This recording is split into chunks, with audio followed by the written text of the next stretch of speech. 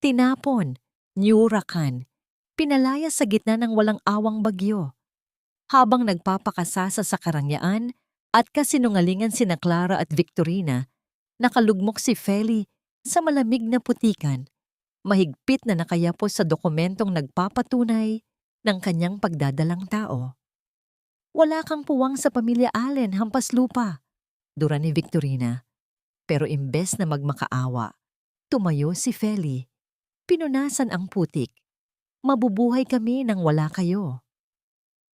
Mabubuhay nga ba siya kung ang nakaraan mismo ang babalik para maningil? Huwag kang mag-ilusyon na may puwang ka sa pamilya Allen. Hamak na babae mula sa estero.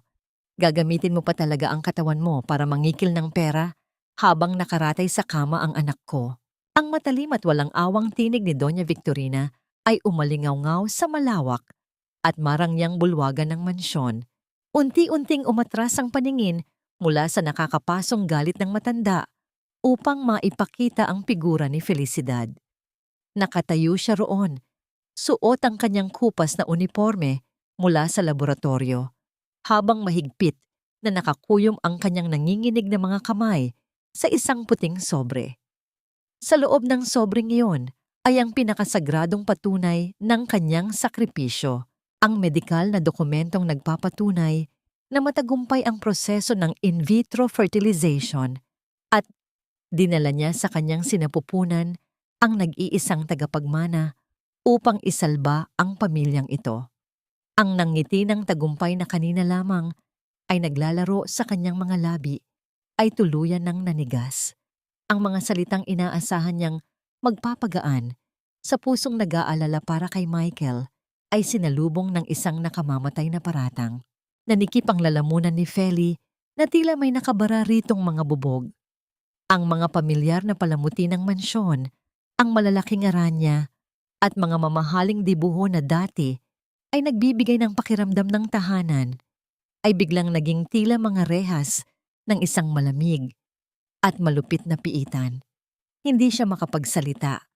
Ang tanging nagawa niya ay ang yumuko habang nararamdaman ang pamamanhid ng kanyang mga binti hanggang sa mga braso. Pilit na pinipigilang pumatak ang mga luhang nagbabadyang kumawala mula sa matinding sakit ng pagtataksil sa kanyang kabutihan. Mula sa gilid ni Doña Victorina ay lumapit si Clara. Ginamit ng dalaga ang isang panyo upang pahirin ang mga luhang pilit na pinatutulo mula sa kanyang mga mata. Bakit mo ginawa ito, Feli? I trusted you. Paano mo nagawang samantalahin ang sitwasyon habang walang malay si Michael? Buntis ka daw? O baka naman anak yan ng kung sinong lalaki dyan sa kanto, tapos ibibintang mo kay Michael para makahingi ka ng malaking share sa kumpanya natin. Ang boses ni Clara ay puno ng pighati at paninisi.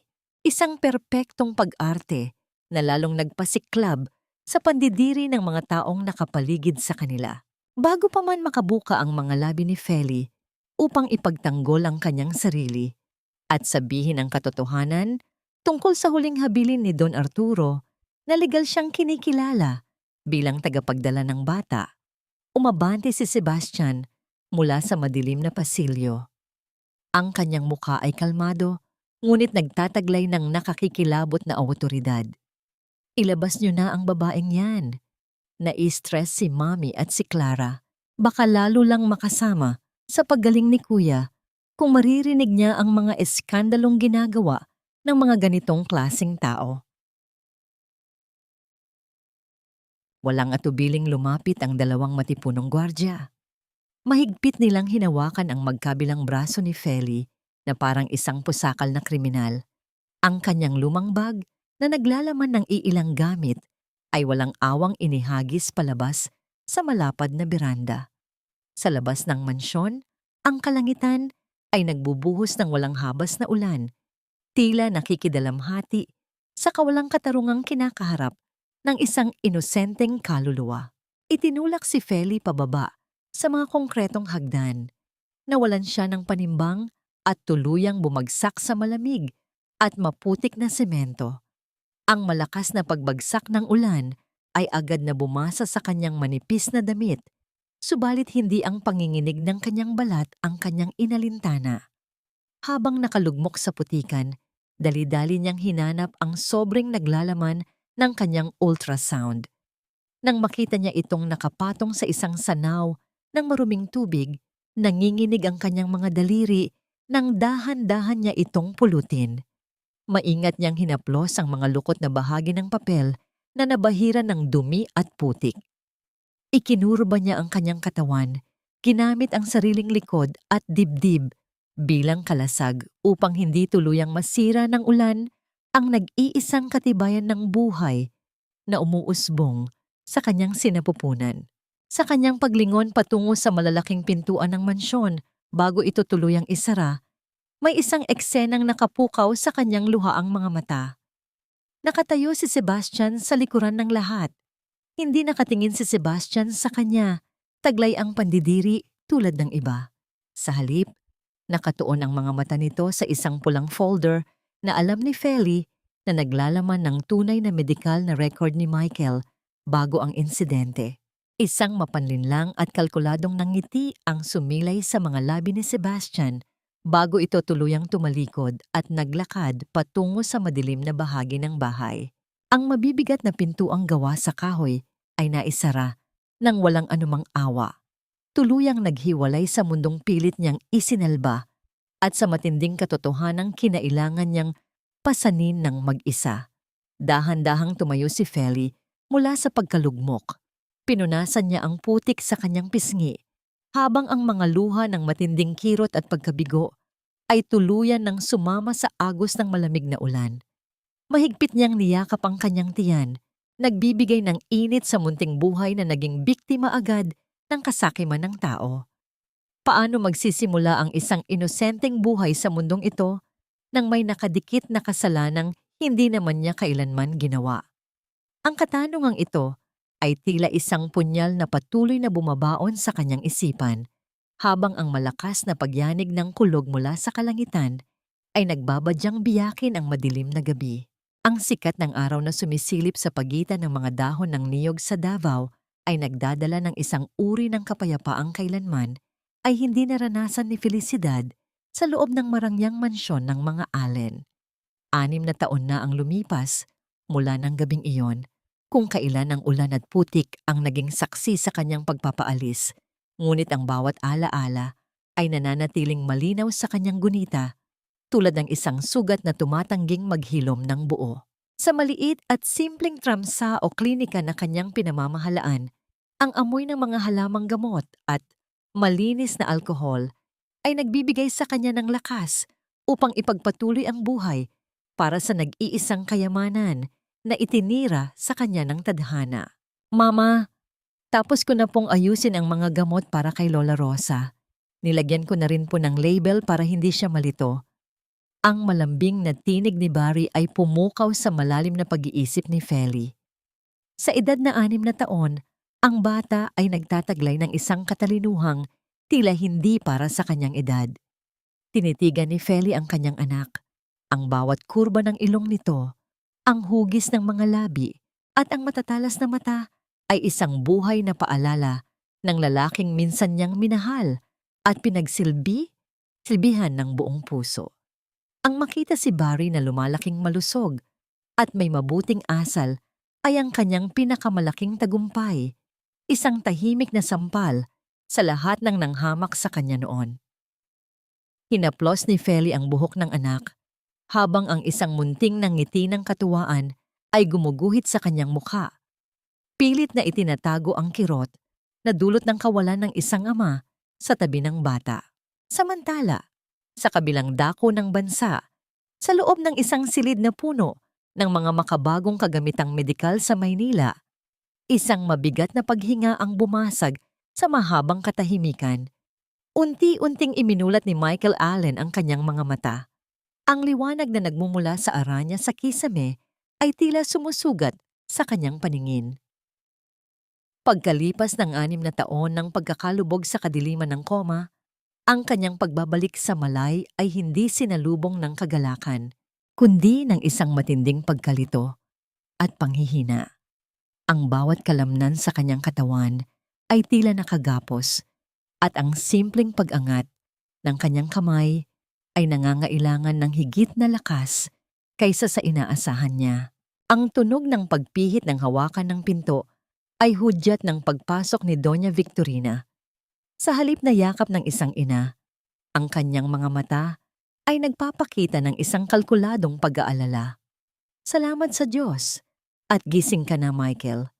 6 na taon kaming nagdusa dahil sa kapabayaan at kasakiman ng babaeng iyon.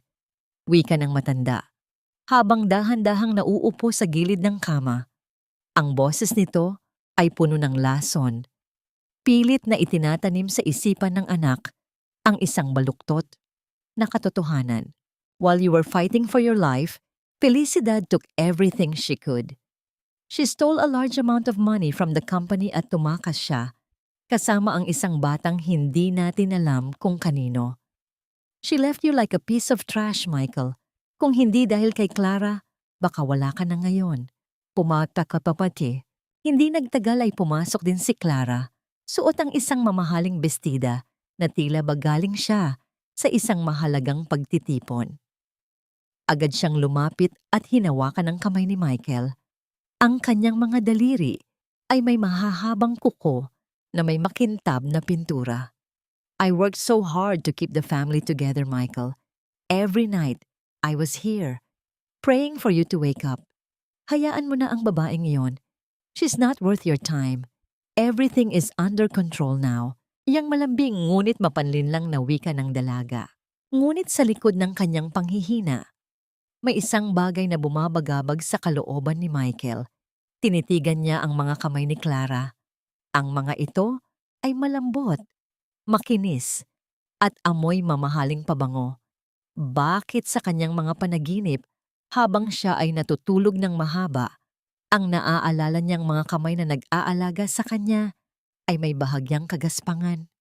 Isang pares ng mga kamay na laging may amoy ng sabon at alkohol. Mga kamay na marunong humawak ng mahigpit tuwing siya ay kinakapos ng hininga. Ang imaheng iyon ay malabo. Ngunit ang pakiramdam ng init na ibinibigay nito ay tila mas totoo kaysa sa presensya ni Clara sa kanyang tabi. Ang bawat salita ni Victorina tungkol sa pagtataksil ni Feli ay tila mga latay na humahagupit sa kanyang pagkatao. Ang kanyang pride bilang isang Allen ay muling nag-alab. Subalit may kalakip itong isang malalim na sugat sa puso. Sa kanyang isipan, ang pangalan ni Felicidad ay naging kasing kahulugan ng pagkakanulo. Ang galit na namumuo sa kanyang dibdib ay nagpapabilis sa bawat pintig ng kanyang puso, habang pilit niyang itinutulak ang sarili na tumayo mula sa pagkakahiga. Kinuha niya ang kanyang baston na nakasandal sa pader. Ang tunog ng pagtama nito sa sahig ay tila isang babala ng paparating na bagyo. Hanapin niyo siya.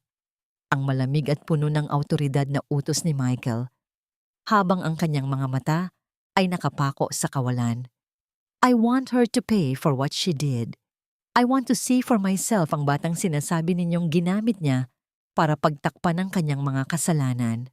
Pagkalipas ng ilang araw, isang lalaking nakasuot ng itim na Amerikana ang pumasok sa kanyang opisina at naglapag ng isang kayumangging sobre. Ang tunog ng pagbukas ng papel ay tila nagpapatigil sa tibok ng puso ni Michael. Inilabas niya ang isang larawan. Doon, nakita niya si Feli.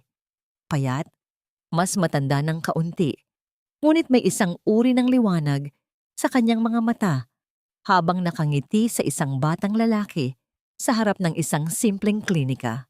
Ang batang yon ay may mga matang tila. Sumasalamin sa sariling kaluluwa ni Michael. Ang kaba sa kanyang dibdib ay naging isang masakit na pagsikip. Bakit sa kabila ng lahat ng paratang ng pagnanakaw at karangyaan, ang babaeng nasa larawan ay mukhang mas payapa kaysa sa kanya na nasa loob ng gintong mansyong ito? Ang katanungang iyon ay tila isang tinik na bumaon sa kanyang puso, habang ang kanyang mahigpit na pagkakahawak sa baston ay nagpapakita ng isang determinasyong hindi lamang para sa paghihiganti, kundi para sa isang katotohanang natatakot siyang matuklasan. Ang payapang hangin sa labas ng munting klinika ay biglang napalitan ng isang mabigat na presensya nang huminto ang isang hilera ng mga mararangyang sasakyan. Ang mabigat na paggulong ng mga gulong ay marahas na dumurog sa mga tuyong dahon sa lupa. Isang malinaw na hudyat ng pagdating ng isang puwersang hindi kabilang sa simpleng mundong ito. Bumukas ang pinto ng pinakamalaking sasakyan at iniluluwa nito ang isang matangkad na lalaki. Ang pagdampi ng kanyang baston sa semento ay nagdala ng isang nakakapanindig balahib na awtoridad na pilit sumisira sa tahimik na umaga ng lalawigan. Sa loob ng klinika, maingat na pinupunasan ni Felicidad ang pawis sa noo ng isang matandang pasyente. Ang kanyang mga galaw ay puno ng pag-aaruga at kalinga. Ang kanyang mukha ay naglalarawan ng isang kalmadong pag-ibig sa kanyang propesyon. Ngunit ang banayad na daloy ng kanyang gawain ay nahinto nang mapansin niya ang isang malaking anino na tumabon sa liwanag na nagmumula sa pintuan. Unti-unting nagangat ng tingin si Feli. Ang basang bimpo na kanyang hawak ay pansamantalang nanigas sa hangin. Sa bukana ng pinto ay nakatayo si Michael Allen, ang lalaking naging sentro ng kanyang pinakamalaking sakripisyo at pinakamalalim na sugat, at ang mga mata nito ay nagliliyab sa isang halong galit at matinding pagtataka. Ang inaasahan ni Michael na sumalubong sa kanya ay isang babaeng nagpapakasasa sa yaman, isang palasyong itinayo mula sa kanyang mga ninakaw na pera tulad ng paulit-ulit na isinisiksik sa kanyang isipan ni Doña Victorina. Subalit ang tumambad sa kanya ay isang kupas na pader, mga lumang upuang kahoy na may mga gasgas, at isang babaeng nakasuot ng simpleng unipormeng halatang ilang beses nang nilabhan hanggang sa numipis ang tela. Ang matinding pagkalito sa kanyang isipan ay mabilis na tinabunan ng kanyang nasugatang pagkatao at pagkamuhi. "So this is where you hide, huh? Pagkatapos mong limasin ang pera ng pamilya ko, dito mo piniling magtago para magmukhang kawawa?" Ang kanyang boses ay malamig, humihiwa sa hangin at walang anumang bahid ng pasasalamat o pagkilala sa babaeng minsang nagligtas sa kanyang angkan. Isang matinding panginginig ang gumapang mula sa talampakan ni Feli, paakyat sa kanyang gulugod, naninikip ang kanyang dibdib na tila kinakapos siya ng hininga. Subalit pinilit niyang panatilihin ang isang blankong ekspresyon. Ang mga masasakit na salita ay hindi na bago sa kanya, ngunit ang marinig ito mula mismo sa mga labi ng lalaking inaruga niya sa mga panahong ito ay walang lakas, ay nagdulot ng isang kirot na tila pinipiga ang kanyang puso. Dahan-dahan niyang ibinaba ang bimpo sa isang maliit na palanggana, inihihiwalay ang kanyang propesyonal na tungkulin sa kanyang gumuguhong emosyon. Ito ay isang klinika.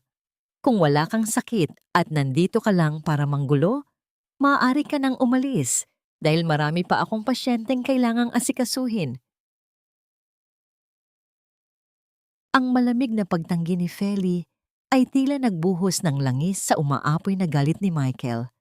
Sa ilang mahahabang hakbang na inalalayan ng kanyang baston, nilapitan niya ang babae at mahigpit na hinawakan ang pulso nito.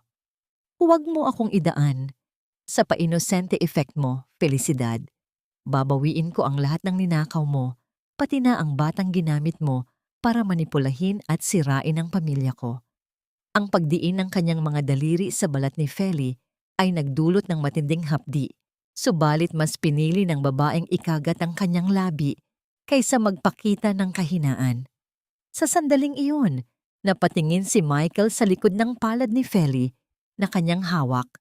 Mayroong isang mahaba at malalim na peklat doon na tila galing sa isang matinding pagkasunog o aksidente. Isang markang sigurado siyang wala noong mga panahong malinis at walang bahid ang mga kamay nito sa laboratorio 6 na taon na ang nakararaan.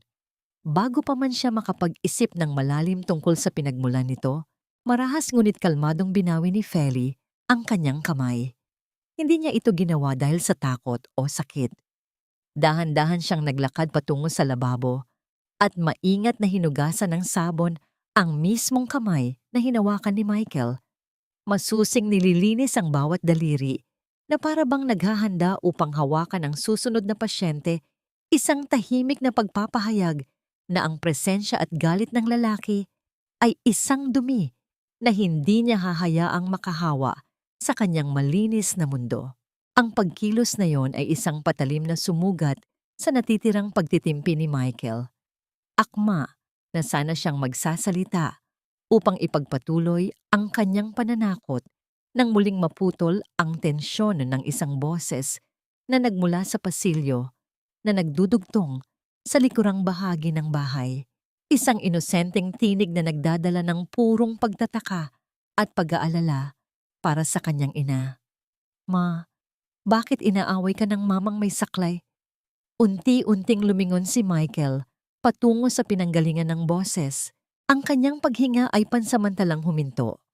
Naroon ang isang batang lalaki na nakatayo, yakap ang isang lumang aklat, at nakatingin sa kanya gamit ang mga matang hindi niya kailanman maaaring ipagkaila.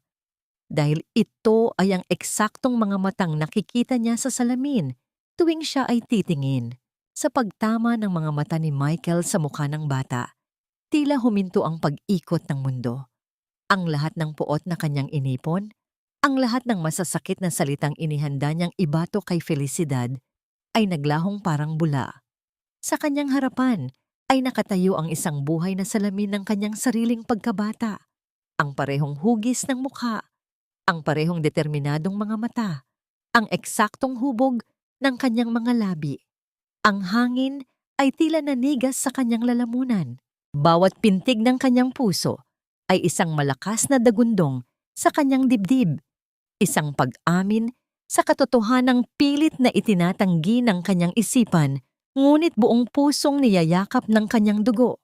Ang katahimikan ay binali ng mabilis na pagkilos ni Felicidad. Sa isang iglap, siya ay nasa pagitan na ni Michael at ng kanyang anak. Itinago niya si Barry sa kanyang likuran. Ang kanyang payat na katawan ay nagsilbing isang matibay na pader. Ang mga kamay niya, na kanina lamang ay kalmado sa pag-aasikaso ng mga pasyente, ay mahigpit na ngayong nakahawak sa balikat ng bata. Ang kanyang mga mata, na kanina ay blanko at walang emosyon, ay nag-aalab ngayon sa isang mabangis na apoy. Ang apoy ng isang inang handang pumatay at mamatay para sa kanyang anak. Ang protektibong kilos ni Feli ang nagpabalik kay Michael sa kasalukuyan. Ang pagkalito sa kanyang kalooban ay muling nilamon ng galit. Ang galit ay mas madaling maramdaman kaysa sa sakit ng katotohanan. Huwag mong itago ang bata. Felicidad, nagdala ka pa talaga ng abogado para lang mapilitan akong maniwala sa kasinungalingan mo ano. I want a DNA test. Now. Dadalhin ko ang bata sa Maynila para masigurong walang dayaang mangyayari. Ang mariin niyang utos, ang bawat salita ay may diin. Isang pagtatangkang bawiin ang kontrol sa sitwasyong unti-unti nang dumudurog sa kanyang paninindigan. Napansin ni Barry ang bahagyang panginginig ng mga kamay ng kanyang ina at ang isang butil ng luha na tahimik na gumulong sa pisngi nito. Ngunit sa halip na matakot, isang hindi pangkaraniwang katatagan ang bumalot sa munting katawan ng bata. Dahan-dahan siyang lumabas mula sa likuran ni Feli. Hindi siya umiyak, hindi siya nagsalita. Sa halip, marahan siyang lumakad palapit kay Michael. Ang bawat hakbang niya ay puno ng isang uri ng dignidad na hindi akma sa kanyang edad. Tumingala siya sa matangkad na lalaki. Ang kanyang mga mata ay nagpapakita ng isang malalim na pangunawa. At doon, sa gitna ng tensyon, sa harap ng galit ng isang bilyonaryo, ginawa ni Barry ang isang bagay na tuluyang bumasag sa nagyayelong puso ni Michael. Marahan niyang kinuha ang malaki at malamig na kamay ng lalaki. Ginamit niya ang kanyang dalawang maliliit na kamay upang gabayan ito at buong paggalang na idinampi sa kanyang noo. Ang kilos ng pagmamano, isang sinaunang tradisyon ng pagpapakita ng respeto, ay isinagawa ng bata ng may buong sinseridad sa isang taong Ang tanging ipinakita pa lamang sa kanya ay galit at pagbabanta. Ang init na nagmula sa noo ng bata ay tila isang kuryenteng gumapang sa buong katawan ni Michael. Isang init na matagal na niyang hindi naramdaman. Natigilan siya. Ang kanyang mga labi ay bahagyang bumuka, ngunit walang salitang lumabas. Ang kanyang mga mata ay nanatiling nakatitig sa punto kung saan naglapat ang kanilang mga balat. Tila ba yun ang pinakamisteryosong bagay na nasaksihan niya sa buong buhay niya? Kung galit po kayo, ako na lang po ang pagalitan ninyo. Ang mahinang bulong ng bata, ang kanyang tinig ay matatag ngunit puno ng pakiusap. Huwag niyo pong saktan ang mama ko. Ang mga salitang iyon ay bumaon sa puso ni Michael na parang isang punyal na may lason. Ang bawat kataga ay isang sampal sa kanyang pagkatao, isang malakas na dagok sa lahat ng kasinungalingang kanyang pinaniwalaan. Paano nagkaroon ng ganito kabuting puso ang isang batang isinilang di umano mula sa kasakiman? Paano siya napalaki nang may ganitong uri ng dangal ng isang babaeng inaakusahan niyang walang anumang dignidad? Ang kamay ni Michael na nakahawak sa kanyang baston ay nagsimulang manginig nang walang kontrol. Ang bigat ng kanyang katawan ay tila dumoble at ang kanyang mga tuhod ay halos manghina. Ang galit sa kanyang dibdib ay biglang napalitan ng isang nakakasukang pakiramdam ng kahihiyan. Sa isang iglap, hindi si Felicidad ang nakita niya bilang isang halimaw, kundi ang kanyang sarili. Sa pag-atras ng bata, ang mga mata ni Michael ay muling napako kay Felicidad. Ngunit ngayon, hindi na isang magnanakaw ang kanyang nakikita, kundi isang ina. Isang ina na sa gitna ng hirap ay nagawang hubugin ang isang batang may ginintuang puso. Ang lahat ng kasinungalingang ipinunla ni na Victorina at Clara sa kanyang isipan ay unti-unti nang gumuho. Inilalantad ang kalawangin at marupok na pundasyon nito. Sa pag-atras ng bata, ang mga mata ni Michael ay hindi sinasadyang napadako sa isang bagay na nakasabit sa leeg nito. Isang luma at simpleng kwintas na may pendant na tanso, pamilyar ang hugis. Tila iyon ang paboritong agimat ng kanyang yumaong ama, si Don Arturo, isang maliit na bagay na pinaniniwalaan niyang nagbibigay proteksyon. Paanong napunta ito sa batang ito? Ang isa pang tanong ay idinagdag sa dumarami ng kalituhan sa kanyang isipan, isang kalituhang mas masakit kaysa sa pisikal na karamdaman na kanyang nararamdaman. Hindi na niya kinaya ang bigat ng katotohanan. Ang kahihiyan ay tila isang malaking alon na handa siyang lunurin. Kailangan niyang umalis. Kailangan niyang takasan ang mga matang iyon. Ang mga matang nagpaparamdam sa kanya na siya. At hindi si Felicidad, ang tunay na kriminal sa kwentong ito. Sa isang mabilis na pag-ikot, tinalikuran niya ang mag-ina. Ang kanyang mukha ay muling naging isang maskara ng kawalang pakialam. Isang desperadong pagtatangkang itago ang nagwawasak na bagyo sa kanyang kalooban. Naglakad siya palabas nang walang lingon-likod. Ihatid mo sa kanila ang papeles. Ang malamig niyang utos sa abogadong naghihintay sa labas. Ang kanyang boses ay naging garalgal at halos hindi makilala. Simulan mo na ang proseso para sa custody. Pagkasabi niyon, sumakay siya sa sasakyan at ang pinto ay marahas na isinara. Lumilikha ng isang hadlang sa pagitan niya at ng katotohanang ayaw niyang harapin. Naiwan sa loob ng klinika si Felicidad at Barry. Nang marinig ang utos ni Michael, tuluyan nang bumigay ang lakas ni Feli. Napaluhod siya sa sahig habang yakap-yakap ang kanyang anak. Ang mga luhang kanina pa niya pinipigilan ay malaya ng umagos, mga patak ng takot at kawalan ng pag-asa. Mahigpit ang yakap ni Barry sa leeg ng kanyang ina. Ang munti niyang katawan ay nagsisilbing angkla sa gitna ng papalapit na unos. Sa ibabaw ng lumang mesang gawa sa kahoy, iniwan ng abogado ang isang makapal na sobre na may tatak ng pamilya Allen. Isang malamig at opisyal na deklarasyon ng digmaan. Ang resulta ay isang matalim na liwanag na tumusok sa nagdidilim ng pag-iisip ni Michael. Nakaupo siya sa loob ng kanyang malawak at malamig na opisina. Ang tanging ingay na maririnig ay ang mahinang ugong ng air conditioner. Sa kanyang harapan, nakalatag sa ibabaw ng makintab na lamesang gawa sa mahogany, ang isang papel na naglalaman ng mga numerong tuluyan nang wawasak sa kanyang mga pag-aalinlangan. 70.79%. Ang resulta ng DNA test. Ang bata ay kanya. Isang Allen. Hindi kagalakan ang unang naramdaman ni Michael. Sa halip, isang nag-aalab na apoy ng pag-aari ang sumiklab sa kanyang dibdib. Ang bata ay hindi lamang isang bata. Isa siyang sagisag, isang patunay ng kanyang dugo, isang karugtong ng kanyang pangalan na ninakaw at itinago sa kanya sa loob ng 6 na taon. Ang galit na nararamdaman niya para kay Felicidad ay hindi humupa. Bagkus, ito ay nagbago ng anyo. Mula sa galit ng isang lalaking pinagtaksilan, ito ay naging galit ng isang haring nais bawiin ang kanyang nawawalang tagapagmana.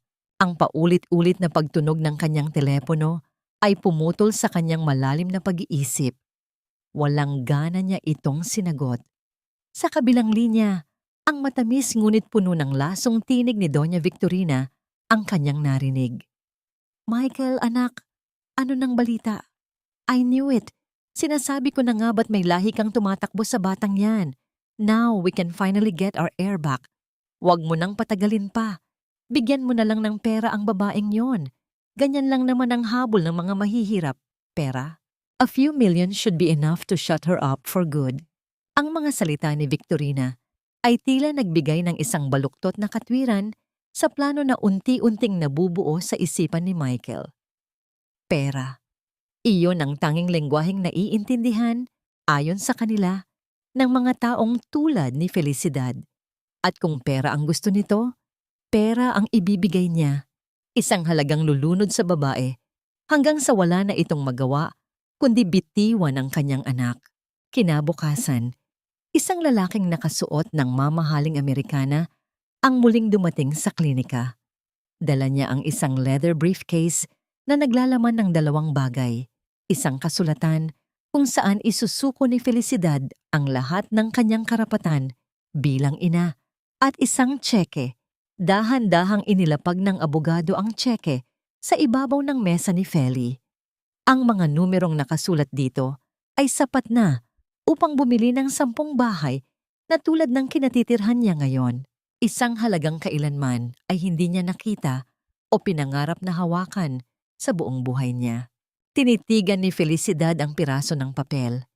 Hindi siya nagpakita ng anumang pagkagulat o pagkasabik. Ang kanyang mukha ay kalmado. Ang kanyang mga mata ay malamig na parang yelo. Tila ba hindi pera ang kanyang tinitingnan, kundi isang basurang iniwan sa kanyang harapan. Ang abogado ay nagsalita. Ang kanyang boses ay walang emosyon. "That is more than enough to start a new life, Miss Manrique. Just sign the papers and you can walk away from all this trouble." Dahan-dahang kinuha ni Feli ang tseke. Ang kanyang mga daliri na sanay sa paghawak ng mga karayom at gamot ay marahang hinaplos ang makinis na papel. Pagkatapos, sa harap ng nagtatakang mga mata ng abogado, dahan-dahan niya itong pinunit sa gitna. At muli, hanggang sa ang halagang kayang bumuhay ng isang pamilya sa loob ng 1 dekada ay naging maliliit na piraso ng basura sa kanyang mga kamay. Ang anak ko ay hindi paninda. Ang mahina, ngunit matatag niyang wika. Hindi siya isang bagay na may presyo. Ang kanyang kilos ay hindi marahas. Ito ay tahimik, kalkulado, at puno ng dignidad. Dahan-dahan niyang pinulot ang bawat piraso ng napunit na tseke mula sa mesa. Tinitiyak na walang maiiwan kahit isang kapiraso. Pagkatapos, lumakad siya patungo sa maliit na basurahan sa gilid ng kanyang mesa at maingat na inihulog doon ang mga piraso. Ang kanyang ginawa ay hindi lamang isang pagtanggi sa pera. Ito ay isang paglilinis, isang pagtatanggal ng dumi na pilit na inilalagay sa kanyang malinis na pagkatao. Habang nagaganap ang lahat ng ito, ang lumang telepono ng klinika sa isang sulok ay nagsimulang tumunog ng paulit-ulit. Ngunit ang atensyon ng lahat ay nakatuon sa tahimik na digmaang nagaganap sa pagitan ng isang ina at ng kinatawan ng isang makapangyarihang pamilya. Hindi pinansin ni Feli ang tawag. Nang makabalik ang balita kay Michael tungkol sa ginawa ni Felicidad, isang matinding galit na may halong pagkapahiya ang sumabog sa kanyang kalooban. Ang pagtanggi ni Feli ay hindi lamang isang pagtanggi sa pera. Ito ay isang personal na sampal sa kanyang kapangyarihan sa pangalan ng mga Allen.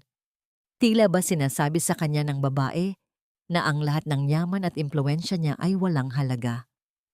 Kung ayaw niya sa pera, then we will do it the hard way. Iyang bulong niya sa sarili habang ang kanyang mga kamay ay mahigpit na nakakuyom sa ibabaw ng kanyang mesa. I will prove to every court in this country na isa siyang pabayang ina. Hihilahin ko siya sa putik hanggang sa wala na siyang lakas para lumaban pa. Ang kanyang mga mata ay nagdilim. Isang malamig na pangako ng isang masalimuot at masakit na laban ang namuo sa kanyang puso. Ang katahimikan ng madaling araw sa Davao ay marahas na binuwag ng pagdating ng tatlong itim na sasakyan na tila mga dambuhalang mandaragit sa gitna ng luntiang paligid. Ang malakas na paghampas ng mga pinto ng sasakyan ay umalingaw-ngaw sa paligid. Kasunod ang marahas na paghakbang ng mga lalaking nakasuot ng uniforme.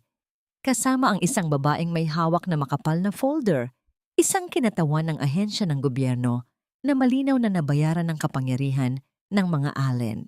Ang bawat yabag ng kanilang mga sapatos sa tuyong lupa ay nagdadala ng banta, isang pader ng awtoridad na layuning buwagin ang munting tahanan ni Felicidad. Sa loob ng klinika, mahigpit na niyakap ni Feli si Barry. Nararamdaman niya ang mabilis na tibok ng puso ng kanyang anak, isang munting ibon na nanginginig sa takot. Ma, bakit po sila nandito? Kukunin po ba nila ako? Ang nanginginig na bulong ng bata. Hindi nakasagot si Feli. Ang tanging nagawa niya ay ang lalong higpitan ang pagyakap. Ang kanyang mga mata ay nakapako sa pintuan, handang harapin ang anumang bagyong darating. Ngunit bago pa man mahawakan ng mga tauhan ni Michael ang hawakan ng pinto, isang hindi inaasahang pangyayari ang naganap sa labas.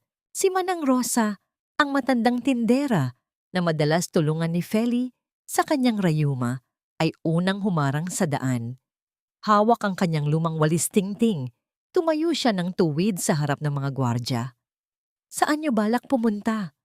Walang sino mang makakapasok sa klinika ni Feli nang walang pahintulot namin. Ang malakas niyang deklarasyon, tila isang hudyat iyon sa buong komunidad. Isa-isang lumabas ang mga kapitbahay, ang mga magsasakang ginamot ni Feli nang walang bayad, ang mga inang tinulungan niya sa panganganak, at ang mga kabataang itinuring siyang ate. Nagbuklod-buklod sila, bumuo ng isang pader ng mga katawan na nagkakaisa sa ilalim ng matirik na sikat ng araw. Ito ang tunay na bayanihan, ang diwa ng pagtutulungan na hindi kayang bilhin ng anumang tseke. Mula sa loob ng kanyang sasakyan na nakaparada sa di kalayuan, pinagmamasdan ni Michael ang bawat detalye. Inaasahan niyang makikita ang isang babaeng nag-iisa at madaling mapasuko. Isang gold digger na kinasusuklaman ng lahat. Ngunit ang tumambad sa kanyang paningin ay isang babaeng itinuturing na puso ng komunidad.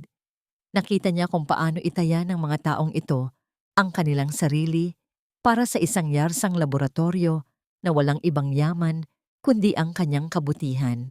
Isang matinding kalituhan ang muling gumulo sa kanyang isipan.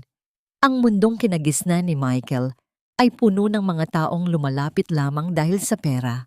Ngunit dito, sa gitna ng kahirapan, nakikita niya ang katapatang kailanman ay hindi niya naranasan sa loob ng kanyang sariling mansyon.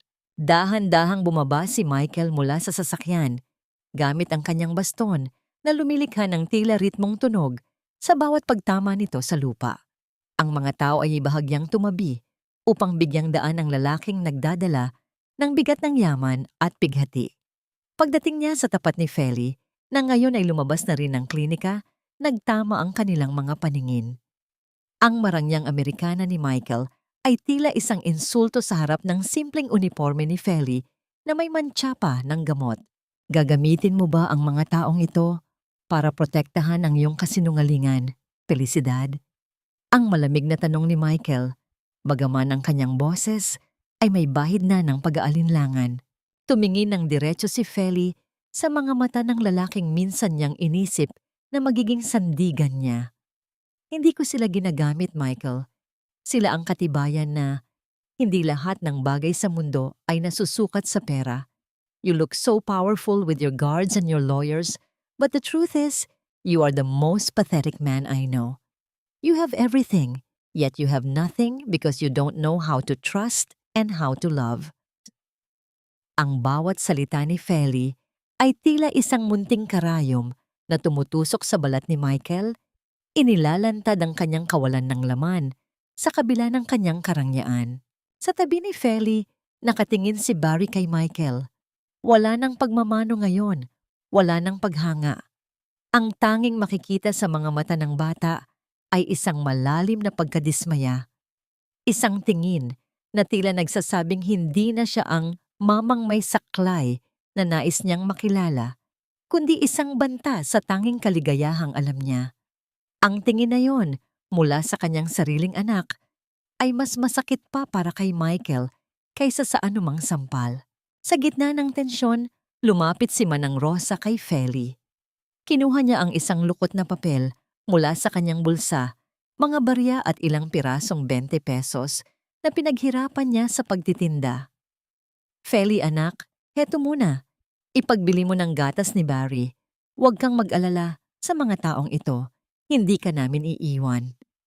Ang munting halagang iyon na ibinigay ng may buong pagmamahal ay mas kumikinang pa kaysa sa brilyanteng suot ni Victorina. Naramdaman ni Michael ang isang matinding pagsisikip sa kanyang lalamunan. Ang utang na loob na palaging isinusumbat ng kanyang ina kay Feli ay walang-wala sa tapat na pasasalamat na ipinapakita ng mga taong ito. Humarap si Michael sa kanyang mga tauhan at nagbigay ng isang maikling hudyat. Rumesponde tayo, papaalis na kami. Ang kanyang desisyon ay ikinagulat ng lahat, lalo na ng kinatawan ng ahensya. Habang naglalakad siya pabalik sa sasakyan, napansin niya ang isa sa kanyang mga gwardya na palihim na kumukuha ng litrato sa istruktura ng klinika at sa mga kalsadang nakapaligid dito. Hindi niya ito pinansin sa sandaling iyon dahil ang tanging naririnig niya ay ang tanong na paulit-ulit na humahampas sa kanyang konsensya. Sino ka ba talaga, Felicidad? At bakit parang ako ang nawawalan? Habang ikaw na walang-wala, ay mukhang buong-buo. Naiwan ang katahimikan sa klinika nang umalis ang mga sasakyan, ngunit ang pangamba sa puso ni Feli ay hindi naglaho. Alam niyang ito ay simula pa lamang ng isang mas malaking laban, at ang bawat titig ni Michael ay nag-iiwan ng isang bakas na hindi niya alam kung paano buburahin. Ang marangyang mansyon ng mga Allen ay tila isang malawak na disyerto ng yelo para kay Michael pagbalik niya mula sa Davao. Ang bawat sulok ng bahay na dati ay simbolo ng kanyang kapangyarihan, ay nagbibigay na ngayon ng isang uri ng hapis na hindi niya maipaliwanag. Nakaupo siya sa kanyang malawak na silid. Ang tanging liwanag ay nagmumula sa munting lampara sa gilid ng kanyang kama, habang ang kadiliman sa labas ay tila sumasabay sa bigat ng kanyang kalooban. Ang kanyang isipan ay pilit na bumabalik sa bawat sandali sa klinika, sa tapang ni Felicidad, sa munting kamay ni Barry na dumampi sa kanyang noo, at sa peklat na nakita niya sa balat ng babaeng itinuring niyang kaaway. Ang marahang pagbukas ng pinto ay naghudyat ng pagpasok ni Clara. Nagdadala siya ng isang baso ng gatas at may suot na matamis ng ngiti na dati ay nagpapakalma kay Michael, ngunit ngayon ay tila isang maskarang pilit. na isinusuot. Lumapit si Clara at dahan-dahang ipinatong ang kanyang mga kamay sa balikat ni Michael upang hilutin ang mga ito. You look so tired, Michael. I told you, hindi mo na dapat pinapagod ang sarili mo sa babaeng yan. Just let the lawyers handle everything so we can focus on our wedding. Ang malambing na wika ni Clara habang ang amoy ng kanyang napakatapang at mamahaling pabango ay tila sumasakal sa hininga ni Michael. Hindi gumalaw si Michael, ngunit ang kanyang mga pandama ay naging masilan. Napansin niya ang mahahaba at matutulis na kuko ni Clara na may makintab na kulay. At ang bawat haplos nito sa kanyang balat ay tila mga kuko ng isang ibong mandaragit. Biglang tumigil ang mundo para kay Michael nang pilitin niyang alalahanin ang mga gabi ng kanyang mahabang pagkakahimbing sa koma. Sa gitna ng kadiliman ng kanyang walang malay na estado, may isang boses na laging umaawit ng isang pamilyar na oyayi, isang boses na hindi kailanman naging kasing tinis ng kay Clara. Ang amoy na nananatili sa kanyang gunita ay hindi amoy ng rosas o pranses na pabango, kundi ang malinis at payak na amoy ng sabon at banayad na alkohol. Ang amoy ng isang ospital, ang amoy ng isang taong tunay na naglilingkod. Nabalik lamang ang diwa ni Michael nang maramdaman niya ang malambot na palad ni Clara sa kanyang pisngi. Michael, are you okay? Bakit parang ang layo ng tingin mo? Ang tanong ng dalaga. Dahan-dahang inalis ni Michael ang kamay ni Clara. Tinitigan niya ang mga ito. Makinis, walang bahid at halatang hindi kailanman dumanas ng mabigat na trabaho. Naalala niya ang mga kamay ni Feli na may bahagyang kagaspangan. Ang mga kamay na sanay sa paglilinis, pag-aayos, at pag-aalaga. Clara, seryoso ka bang ikaw ang nag-alaga sa akin gabi-gabi sa loob ng 6 na taon? Ikaw ba talaga ang humahawak sa kamay ko tuwing nahihirapan akong huminga? Ang mahinang tanong ni Michael. Ang kanyang mga mata ay nakapako sa mga mata ng dalaga. Sandaling natigilan si Clara. Ang kanyang nganyang ngiti ay bahagyang nanginig bago muling bumalik sa dati. Of course, Michael. Who else would do that?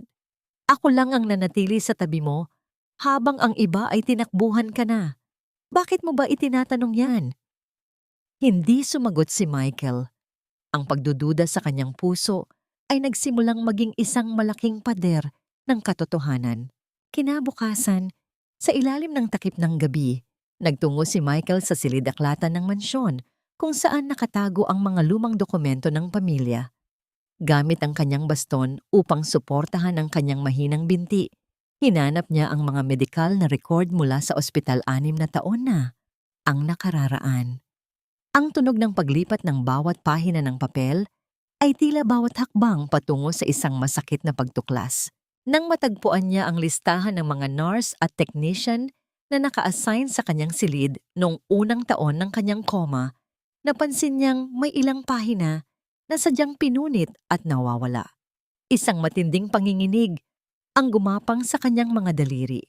Habang pilit niyang pinagdidikit ang mga piraso ng kanyang alaala, narinig ni Michael ang mahinang pag-uusap mula sa labas ng pintuan ng silid-aklatan. Ito ang boses ni na Doña Victorina at Sebastian. Mami, kailangang matapos na ito. Michael is starting to ask too many questions. Kapag nalaman niya ang tungkol sa ginawa natin kay Feli noon, it will be the end of us. Ang nanginginig na bulong ni Sebastian. Huwag kang matakot, Sebastian. I will handle Michael. But we need to make sure na hindi na muling makakabalik ang babaeng iyon dito sa Maynila. We need to uproot the weed before it grows back. Kailangang mawala na ang panggulo sa buhay natin, lalo na ang batang iyon. Ang malamig na sagot ni Victorina. Ang kanyang tinig ay walang anumang bakas ng budhi. Ang mga salitang iyon ay tila isang kidlat na tumama sa buong pagkatao ni Michael. Ang maling paniniwala na kanyang binuo sa loob ng 6 na taon ay gumuho sa isang iglap. Ang babaeng itinuring niyang halimaw ay siya palang naging anghel sa kanyang pinakamadilim na sandali. At ang mga taong tinawag niyang pamilya, ang tunay na mga ahas na handang pumatay para sa kapangyarihan. Nanikip ang kanyang dibdib. Ang bawat pintig ng kanyang puso ay isang pagsisisi na tila lason na dumadaloy sa kanyang mga ugat. Napagtanto niya na sa loob ng 6 na taon, hindi lamang ang kanyang katawan ang naging bihag, kundi maging ang kanyang puso at isipan. Sa gitna ng dilim ng silid-aklatan, isang tanong ang naging anino sa kanyang kaluluwa. Paano niya mahihingi ang kapatawaran ng isang babaeng hindi lamang niya pinagtabuyan, kundi pilit pa niyang sinisira ang tanging kaligayang natitira rito? Ang gabi sa Davao ay balot ng isang kakaibang katahimikan, isang uri ng kapayapaang tila nagbabadyang mapunit anumang sandali. Sa loob ng munting klinika, mahimbing na natutulog si Felicidad habang nakayakap sa kanyang anak na si Barry. Ang tanging nagbibigay ng liwanag ay ang malamlam na sinag ng buwan na tumatagos sa bintana. Subalit ang kapayapaang ito ay unti-unting nilamon ng isang matalim at nakakasulasok na amoy ng usok na dahan-dahang gumagapang mula sa silid kung saan nakatago ang mga gamot. Sa labas, isang anino ang mabilis na naglakad palayo. Iniiwan ang isang mitya na nagsimula nang kumalat sa mga tuyong kahoy ng lumang gusali. Nagising si Feli nang maramdaman ang matinding init na tila humahaplos sa kanyang balat. Ang kanyang mga mata ay nanlabo dahil sa makapal na usok na bumabalot sa kisame. Ang marahas na pagpintig ng kanyang puso sa loob ng kanyang dibdib ay tila isang babala ng paparating na kamatayan. "Barry, anak, gisising!" Ang nanginginig niyang sigaw habang mabilis na binuhat ang bata mula sa higaan. Ang bata ay nagising na lito at ubo ng ubo dahil sa itim na usok na pumapasok sa kanyang baga. Walang oras para mag-isip.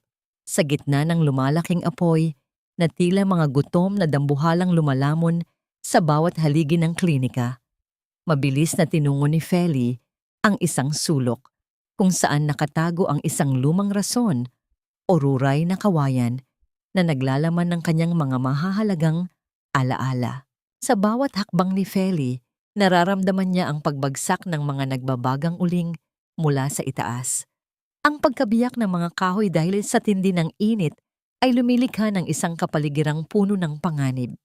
Mahigpit niyang niyakap si Barry, ibinaba ang ulo ng bata sa kanyang dibdib at ginamit ang sariling katawan bilang kalasag laban sa mga spark ng apoy na tumatalsik sa kung saan-saan. Isang matinding sakripisyo ang makikita sa kanyang mga mata. Ang takot para sa sariling buhay ay naglaho, napalitan ng isang nag-aalab na determinasyon na mailigtas ang kanyang anak at ang kaisa-isang rason ng kanyang pagkatao. Sa labas, ang mga kapitbahay ay nagsimula ng magkagulo. Sa diwa ng bayanihan, ang mga kalalakihan ay nagpasapasa ng mga timba ng tubig mula sa balon. Pilit na sinusuog po ang galit ng apoy. Nabalik lamang ang hininga ng lahat nang makita nilang lumabas si Feli mula sa nagbabagang pinto. Ubo ng ubo, marusing ang mukha, ngunit ligtas na hawak ang kanyang anak at ang lumang rason. Napaluhod si Feli. Sa damuhan, hinahabol ang kanyang hininga habang pinagmamasdan ang kanyang pinaghirapang klinika na unti-unting nagiging abo. Ang bawat luhang dumadaloy sa kanyang pisngi ay simbolo ng 10 taon ng pagsisikap na nilamon ng kasakiman sa loob lamang ng isang oras. Habang inaasikaso ng mga kapitbahay ang apoy, napansin ni Barry ang isang bagay na kumikinang sa ilalim ng liwanag ng buwan, malapit sa bakod kung saan dumaan ang anino kanina. Pinulot ito ng bata at iniabot sa kanyang ina. Nang tingnan ito ni Feli, ang kanyang buong katawan ay tila nanigas. Ito ay isang mamahaling batluwa na gawa sa ginto. May nakaukit na sagisag ng isang agila, ang opisyal na tatak ng pamilya Allen. Ang pagkakakilanlang ito ay tila isang munting karayom na bumaon sa kanyang puso, nagbibigay ng sagot sa kanyang katanungan kung sino ang may gawa nito. Hindi lamang pala dangal ang nais nakawin ni Sebastian at Victorina sa kanya. kundi pati na rin ang huling kanlungan ng kanyang pag-asa. Dahan-dahang binuksan ni Feli ang nailigtas niyang ruray sa harap ni Manang Rosa. Sa loob nito, sa ilalim ng mga lumang larawan at dokumento, ay nakahiga ang isang lumang telepono na 6 na taon nang hindi nabubuksan. Ang screen nito ay may mga bitak, isang paalala ng gabi ng kanyang pagtaboy. Habang nakatingin sa dambuhalang apoy na unti-unti nang namamatay, isang kakaibang pagbabago ang naganap sa mga mata ni Felicidad. Ang dati ay maamo at mapagpatawad na nurse ay tila naglaho, napalitan ng isang babaeng puno ng matikas na galit at matalim na paninindigan. Sapat na ang pananahimik, Michael. Sapat na ang pagiging biktima. Ang mahina niyang bulong, ang kanyang boses ay tila isang malamig na hangin na nagdadala ng banta ng paghihiganti. Nauunawaan na niya ngayon. Ang pasensya ay hindi laging kaligtasan at ang tanging paraan upang matapos ang kasamaang ito ay ang harapin ng mga ahas sa loob mismo ng kanilang marangyang kuta. Sa ilalim ng malamlam na liwanag ng isang bumbilya sa loob ng munting dampa ni Manang Rosa, nakaupo si Felicidad sa sahig. Ang kanyang mga kamay ay nababalutan pa ng uling at alikabok mula sa nasunog na klinika.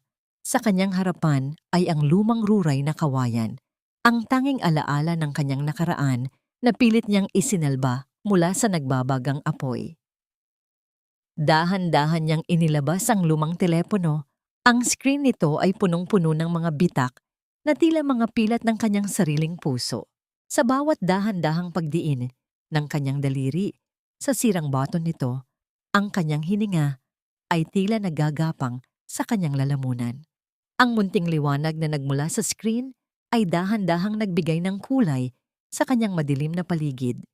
Isang hudyat na ang mga lihim na pilit ibinaon sa limot ay muling nagbabalik sa buhay. Ang pagbukas ng mga mensahe sa loob ng telepono ay tila pagbukas ng isang kabaong ng mga masakit na alaala. Doon, narinig ni Feli ang boses ni Doña Victorina mula sa isang lumang recording, isang boses na puno ng lason at pananakot. Inuutusan ng isang doktor na palitan ang mga medical na record ni Michael at palabasing isang manggaganso, si Felicidad. Kasunod nito ay ang mga mensahe mula kay Sebastian, mga banta na kailanman ay hindi niya ipinaalam kay Michael dahil sa takot na baka mabinat ang lalaki sa gitna ng kanyang pagpapagaling. Ang bawat salitang nababasa at naririnig niya ay tila mga latay na muling humahagupit sa kanyang kaluluwa. Ngunit sa pagkakataong ito, ang hapdi ay hindi na nagdulot ng luha, kundi ng isang bakal na determinasyon na tapusin ang lahat ng ito. "Mama, look!" Ang mahinang tawag ni Barry habang hawak ang gintong batluwa na natagpuan sa bakuran. Ang bata ay may isang uri ng katalinuhang tila hindi pangkaraniwan. Itinuro niya ang maliit na sagisag ng agila na nakaukit sa ginto. "I remember this bird. It was on the shirts of the men who came here with the man with the cane. This belongs to them, right?" Ang mapait na nangiti ay gumuhit sa mga labi ni Feli. Ang kanyang anak, sa kabila ng murang edad, ay nakatuklas na ng huling piraso ng katotohanan. Ang apoy na tumupok sa kanilang kanlungan ay hindi isang aksidente. Ito ay isang gawa ng kasamaan na nagmula sa mismong pamilyang kanyang pinaglingkuran. Sa gitna ng katahimikan ng gabi, isang kumatok sa pintuan ni Manang Rosa. Ito ay si Attorney Benedicto Lacuesta, ang matandang abogado ni Don Arturo na matagal nang naghahanap kay Feli. Sa kanyang mga kamay ay hawak niya ang isang makapal na folder na nakabalot sa plastik upang hindi mabasa ng ulan. "Feli anak, patawarin mo ako kung ngayon ko lang ito naibigay sa iyo. Itinago ko ito, ayon sa huling habilin ni Don Arturo, para sa kaligtasan ninyo," ang wika ng matanda. Ang kanyang tinig ay garalgal dahil sa emosyon. Nang buksan ni Feli ang folder, tumambad sa kanya ang mga orihinal na dokumento ng IVF consent na may lagda ni Michael, ang mga papel na nagpapatunay na si Barry ang legal na tagapagmana ng Allen Biosystems at ang mga ebidensya ng palihim na paglilipat ng pondo ni Sebastian sa mga pekeng kumpanya. Naramdaman ni Felicidad ang isang kakaibang pakiramdam ng kapangyarihan na dumadaloy sa kanyang mga ugat. Ang lahat ng kailangan niya upang mabura ang mantsa sa kanyang pangalan at mabigyan ng katarungan ang kanyang anak ay nasa kanyang mga kamay na. Dahan-dahan siyang tumayo at nagtungo sa isang maliit na palanggana ng tubig upang linisin ang kanyang sarili. Ang uling at dumi sa kanyang balat ay tila mga simbolo ng kanyang pagpapakasakit na unti-unti niyang tinatanggal. Kinuha niya ang kanyang nag-iisang disenteng bestida, isang simpleng itim na damit na itinago niya para sa mga espesyal na pagkakataon. Isinuot niya ito ng may buong dignidad. Tila ba ito ay isang baluti para sa isang paparating na digmaan. Kinuha niya ang kanyang mga lumang gay goth-top, maingat na pinunasan ang putik na kumapit dito mula sa klinika. Nang tumingin siya sa maliit na salamin, hindi na ang kawawang nurse na pinalaya sa ulan ang kanyang nakita. Ang babaeng nasa harap niya ngayon ay isang ina na nagtataglay ng sapat na katotohanan upang gibain ang isang imperyong itinayo sa kasinungalingan. "Ready na po ba tayo, Mama?" ang tanong ni Barry. Suot ang kanyang pinakamalinis na t-shirt at maayos na nakasuklay ang buhok. Hinawakan ni Feli ang munting kamay ng anak. Ang kanilang mga daliri ay naglapat ng may matinding pagtitiwala. Sa labas, ang bukang liwayway ay nagsisimula ng sumilip sa abot tanaw. Isang hudyat na ang mahabang gabi ng kanilang pagtatago ay malapit ng matapos at ang araw ng paghuhukom para sa mga Allen ay formal nang magsisimula. Ang marangyang bulwagan ng isang tanyag na hotel sa Maynila ay punong-puno ng kislap ng mga kristal na aranya at ang halimuyak ng mga mamahaling bulaklak. Ang hanging nanginginig sa himig ng mga biolin ay tila nagbabadya ng isang gabi ng tagumpay para sa pamilya Allen. Sa gitna ng entablado, nakatayo si Sebastian, suot ang isang nanangiting tila balabal ng katusuhan habang inihahanda ang kanyang talumpati para sa anibersaryo ng Allen Biosystems. Ito ang gabing itinakda niya upang tuluyang isalin ang mga teknolohiyang pinaghirapan ni Michael sa mga dayuhang korporasyon, isang lihim na pagtataksil na nakatago sa ilalim ng mga salita ng pag-unlad. Sa gilid ng inentablado, nakaupo si Michael kasama si Clara. Ang kanyang mukha ay isang malamig na imahe ng kawalan ng pakiramdam, ngunit sa loob ng kanyang dibdib ay may isang bagyong hindi humuhupa. Ang bawat palakpakan ng mga panauhin ay tila mga hampas ng alon na nagpapaalala sa kanya ng kanyang pagkukulang. Ang kanyang paningin ay madalas na napapadako sa malaking pintuan ng bulwagan. Ang kanyang puso ay kumakaba sa hindi maipaliwanag na pangamba para sa kaligtasan ni Felicidad sa Davao. Hindi niya alam na ang babaeng iniisip niya ay wala na sa probinsya, kundi nasa likuran lamang ng mga dambuhalang pintuan ng silid na ito. Si Doña Victorina na nakaupo sa gitna ng mga maimpluwensyang tao ay tila isang reyna ng kadiliman. Ang kanyang mga brilyante ay kumikinang sa bawat galaw ng kanyang ulo, isang pagpapakita ng kapangyarihang inakala niyang hindi na kailanman mayayanig. Marahas ang pagpihit ng kanyang ulo nang mapansin ang isang kaguluhan sa dulo ng bulwagan. Ang mga bulong ng mga panauhin ay nagsimulang kumalat tulad ng apoy sa tuyong damo, hanggang sa ang lahat ng mata ay napako sa isang direksyon. Ang dambuhalang pintuan ng bulwagan ay dahan-dahang bumukas, nagpapapasok ng isang malamig na simoy ng hangin mula sa labas. Sa bukana ay nakatayo ang isang babae. Hindi siya suot ng mga mamahaling hiyas o mabulaklak na bestida. Suot niya ang isang simpleng itim na damit na yumayakap sa kanyang payat, ngunit matikas na katawan. Ang kanyang buhok ay maayos na nakapusod.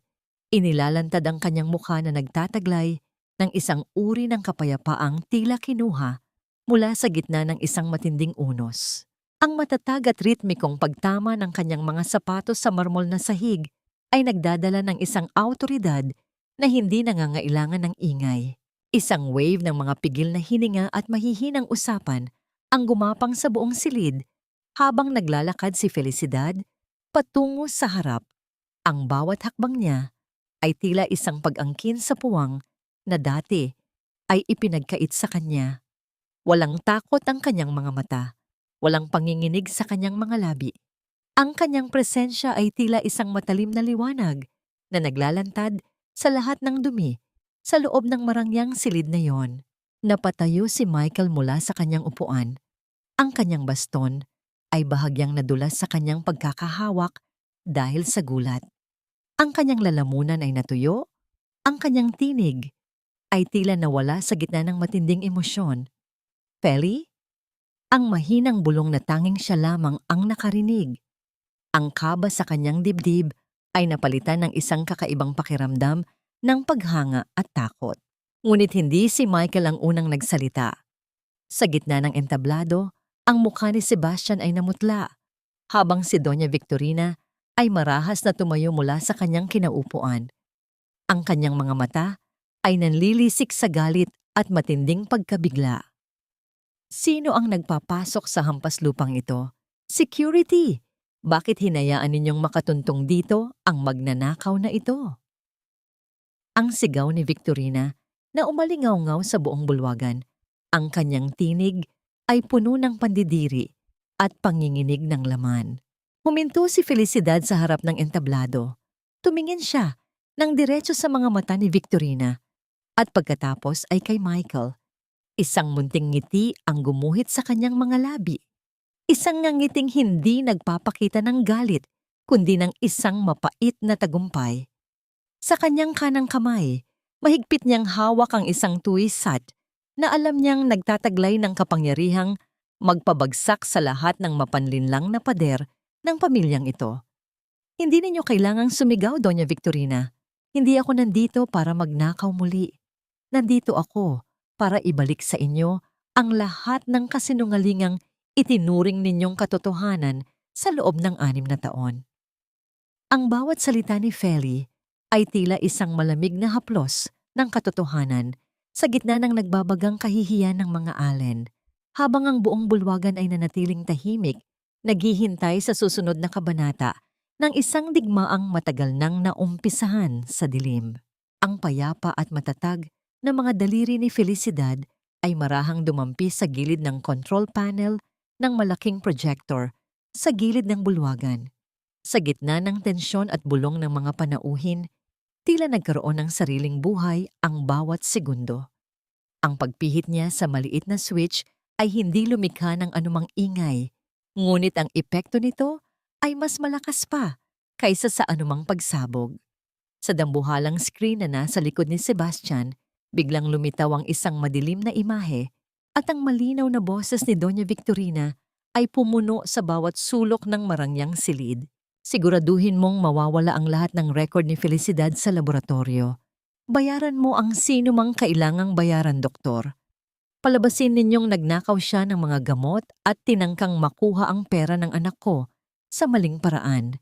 Ang hampas lupang yon ay hindi dapat maging bahagi ng pamilyang ito. Ang boses ng matanda sa recording ay puno ng lason, malayo sa imahe ng isang kagalang-galang na matriarka. Ang bawat salita ay tila mga latay na humahagupit sa pandinig ng mga bisita, naglalantad sa maruming sikretong 6 na taon nang nakabaon. Hindi pa natatapos ang gulat ng madla nang ilabas ni Feli ang isang makapal na notebook na may mga mantsa ng lumang alkohol. Ito ang tunay na logbook ng ospital, Clara. Ang malamig na wika ni Feli habang itinataas ang dokumento. Dito nakasulat ang bawat oras, bawat minuto na ako ang tanging tagapag-alaga ni Michael habang ikaw ay abala sa mga party sa ibang bansa. Wala rito ang pangalan mo sa loob ng 6 na taon. Ang bawat gabing hirap siyang huminga, ang bawat gabing halos mawalan siya ng pag-asa, ang kamay ko ang hawak niya. Hindi ang sayo na tanging pag-aayos lamang ng mga kuko ang alam gawin. Namutla si Clara. Ang kanyang panga ay nanginig sa matinding takot at ang kanyang mga mata ay pabalik-balik sa mga panauhin at kay Michael. It's all fake. Inimbento mo lang yan para sirain kami. Ang hysterical na sigaw ni Clara, ngunit ang panginginig ng kanyang boses ay sapat na upang malaman ng lahat ang katotohanan. Hindi natigil doon si Felicidad.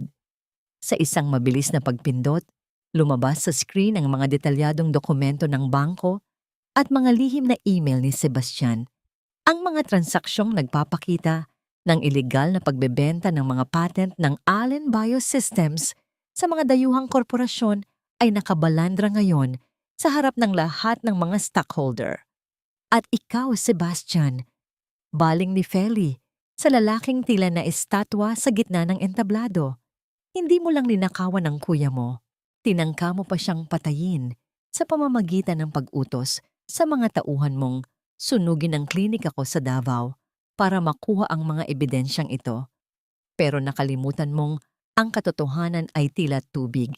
Hahanap at hahanap ito ng munting siwang upang lumabas. Ang buong bulwagan ay binalot ng isang nakabibinging katahimikan. Si Michael ay nanatiling nakatayo. Ang kanyang mukha ay tila isang piraso ng batong unti-unting nagkakabitak-bitak. Ang bawat pintig ng kanyang puso ay punong-puno ng matinding pagsisisi. Tumingin siya sa mga kamay ni Feli, ang mga kamay na hinamak niya, ang mga kamay na pilit niyang binayaran ng pera. At doon ay muli niyang nakita ang mahaba at maputlang peklat. Bigla niyang naalala ang isang gabing nasa koma siya, kung kailan may aksidenteng natapon na mainit na tubig sa kanyang silid, at isang babae ang mabilis na humarang upang hindi siya mapaso. Ang peklat na yon ay mula sa pagsalba sa kanya. Ang lahat ng sakit, ang lahat ng galit na ibinaling niya kay Feli ay bumalik sa kanya ng may 10 beses na bigat.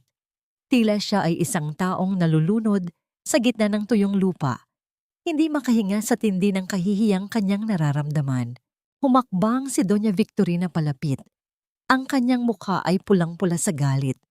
Ang kanyang mga kamay ay nakataas na tila handang manakit.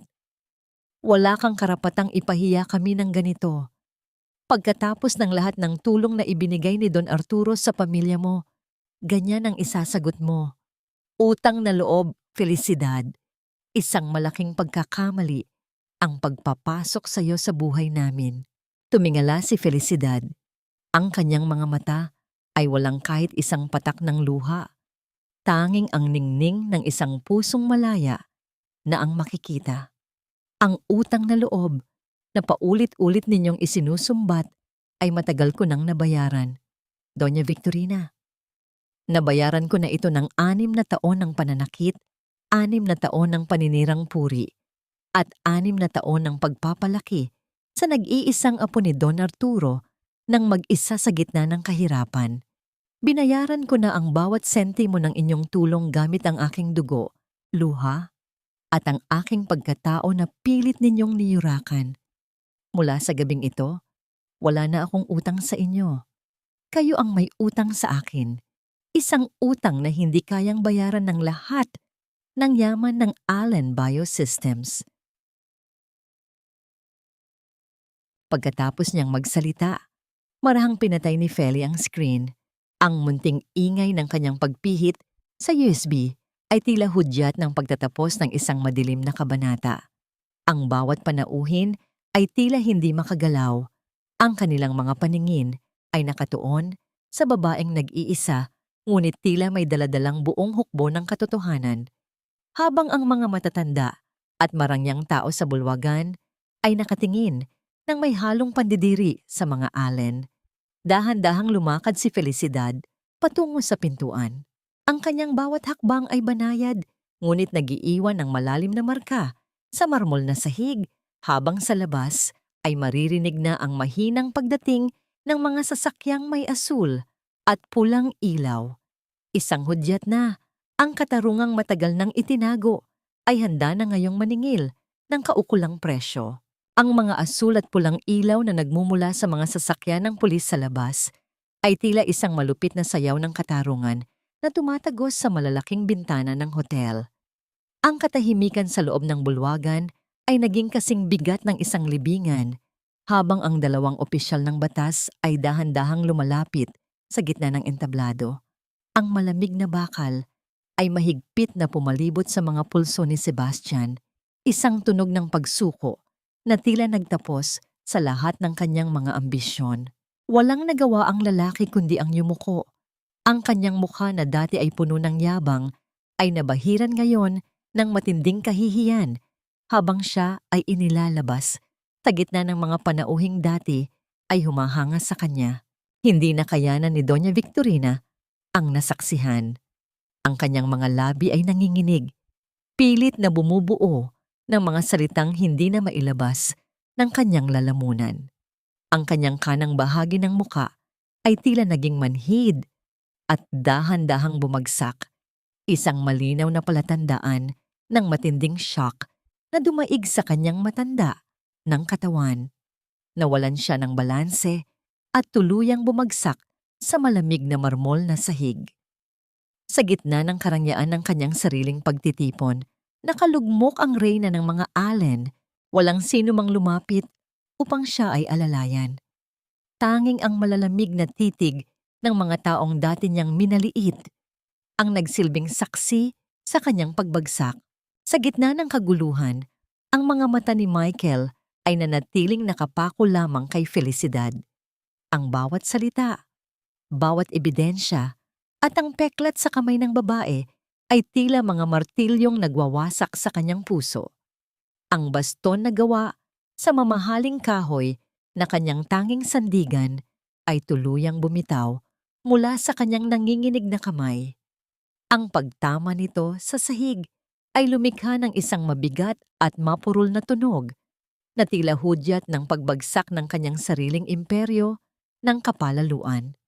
Sa harap ng lahat, dahan-dahang bumaba ang katawan ni Michael hanggang sa ang kanyang isang tuhod ay lapat na sa sahig. Isang kilos ng lubos na pagsuko at paghingi ng tawad na kailanman ay hindi inakalang gagawin ng isang tulad niya. "Feli, patawarin mo ako. Asawa ko." Ang nanginginig na bulong ni Michael. Ang kanyang tinig ay halos maglaho sa tindi ng pagsisisi.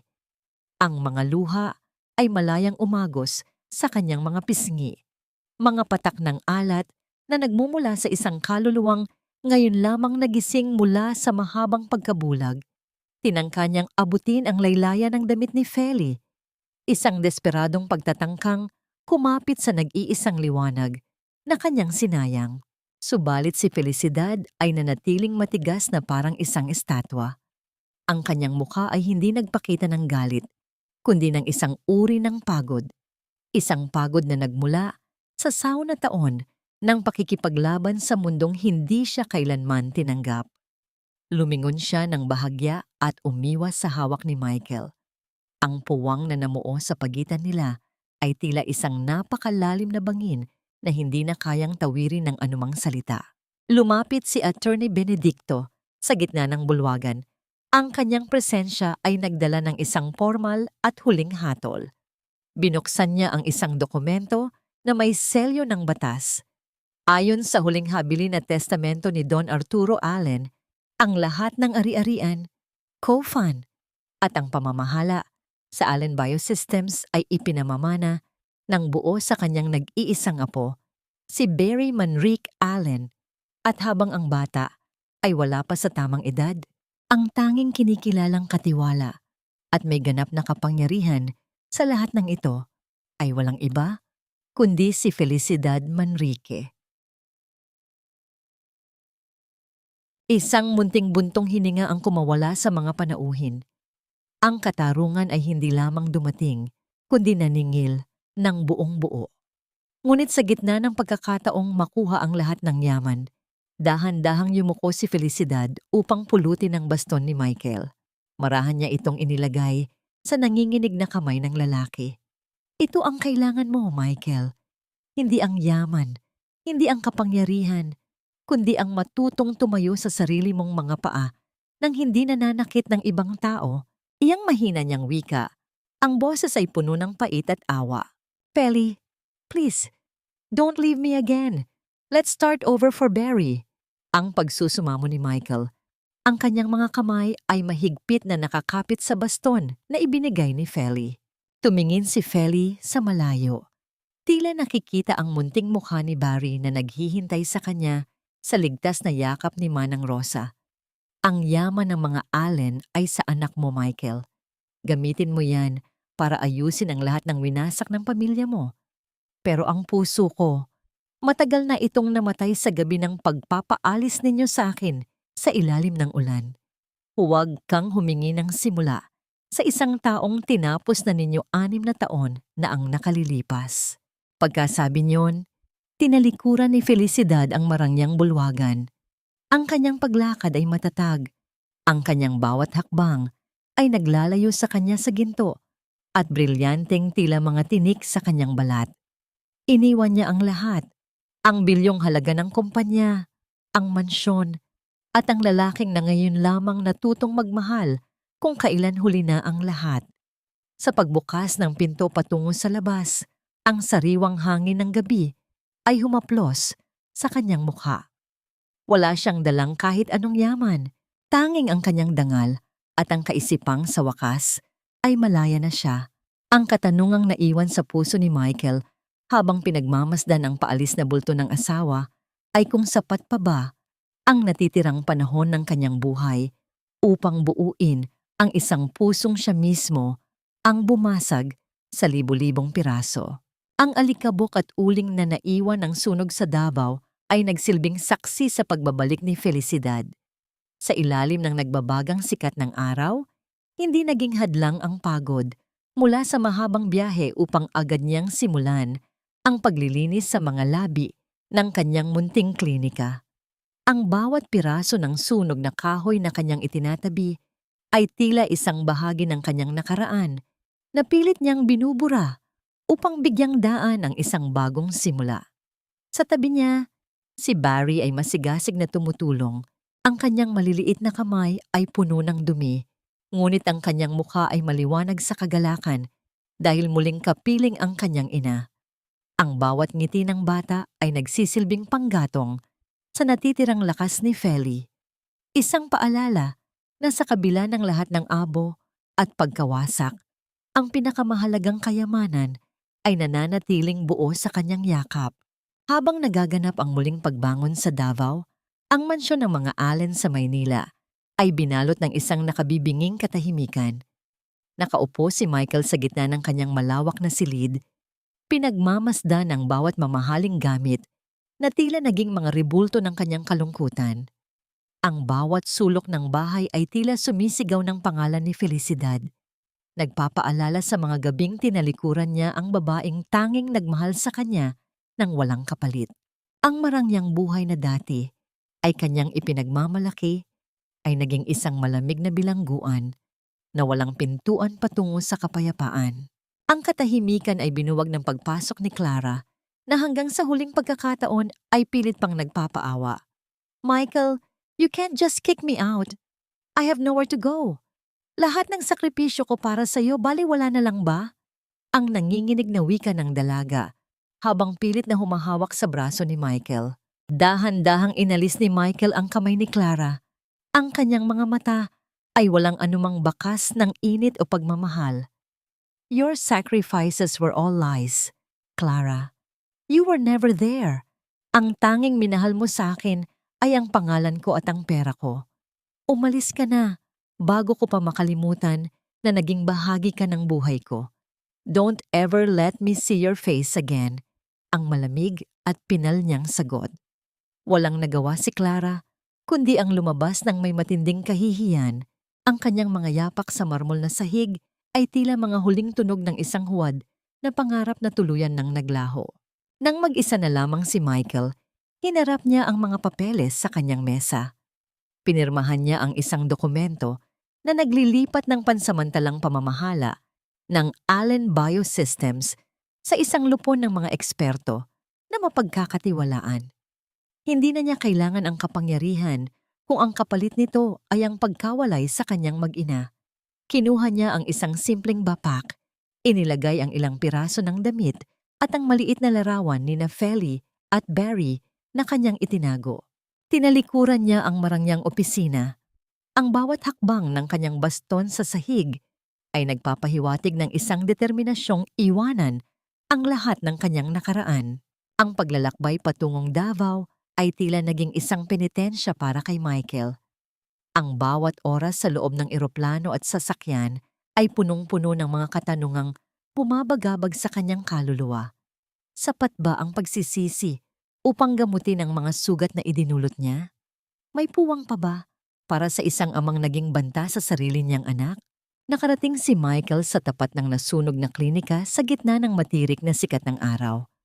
Ang kanyang marangyang sapatos ay nabahiran ng uling at alikabok, ngunit hindi niya ito pinansin. Nakita niya si Feli mula sa malayo, nakasuot ng isang luma at maluwag na t-shirt, habang maingat na nagpipinta sa isang bagong tayong haligi ng kahoy. Ang kanyang balat ay bahagyang namumula dahil sa init, ngunit ang kanyang mga galaw ay puno ng determinasyon. Ang kanyang puso ay kumabog ng mas mabilis, isang halong kaba at pananabik na matagal na niyang hindi naramdaman. Dahan-dahang lumapit si Michael sa pintuan ng munting klinika. Ang kanyang kamay ay nanginginig ng itaas niya ito upang kumatok. Ang marang pagtama ng kanyang mga ruray o buko ng daliri sa kahoy ay lumikha ng isang tunog na tila humihingi ng permiso na muling pumasok sa buhay na kanyang winasak. Ang bawat pagtama ay tila isang tibok ng pusong nagsasabing, narito na siya, handang magbayad, handang maglingkod, at handang magmakaawa para sa isang pagkakataong muling matawag na asawa at ama. Sa pagbukas ng pinto at sa muling pagtatagpo ng kanilang mga mata, ang tanging naiwang katanungan sa hangin ay kung ang pag-ibig ba ay sapat na upang muling itayo ang isang tahanan mula sa mga abo ng nakaraan. Sa pagbukas ng pinto, ang liwanag ng hapon ay tumama sa pagod na mukha ni Michael. Wala na ang kanyang mamahaling Amerikana, wala na ang mga gwardyang nakapalibot sa kanya, at wala na ang bakas ng kapangyarihang dati ay ginagamit niyang sandata.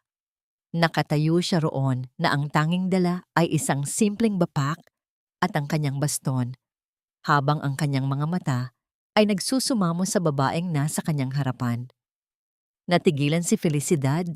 Ang pinsel na hawak niya ay nanatiling nakatapat sa kahoy, habang ang bawat segundo ng katahimikan ay tila isang mahabang taon ng pagtutuos.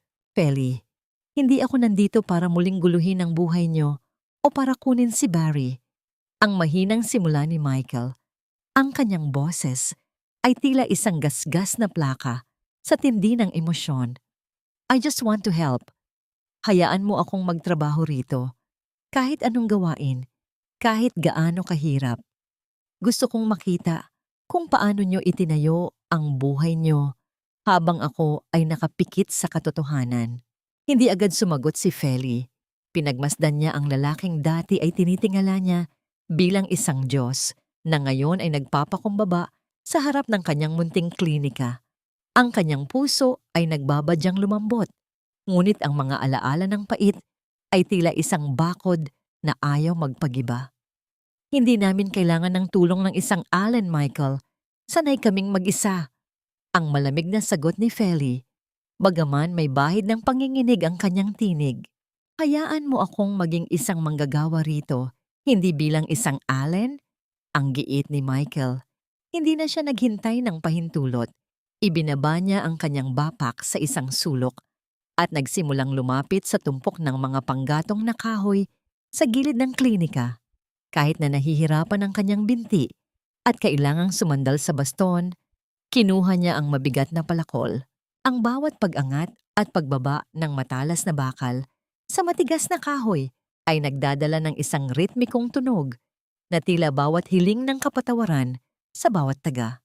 Lumipas ang mga araw at ang presensya ni Michael ay naging bahagi ng pang-araw-araw na buhay sa klinika. Ang lalaking dati ay nag-uutos sa libu-libong empleyado ay makikitang pawisan sa ilalim ng matirik na araw.